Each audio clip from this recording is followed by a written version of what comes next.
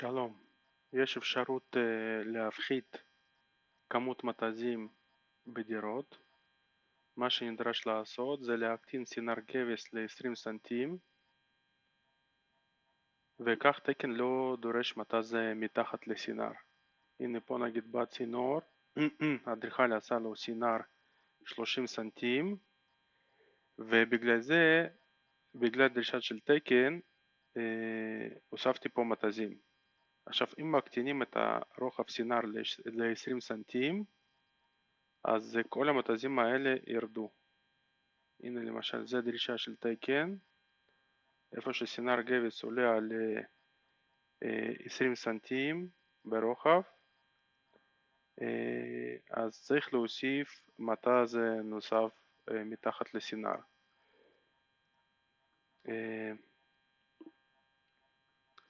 זה נגיד עשיתי פרט, פה יותר מ-20 סנטים יש פה צינור של 2 צול נגיד, או צול, יוצא מתז צידי, הסינר צריך להיות בגובה לפחות 30 סנטים, ופה אם אני עושה יותר מ-20 סנטים אז צריך להוסיף פה מתז מסוג פנדנט.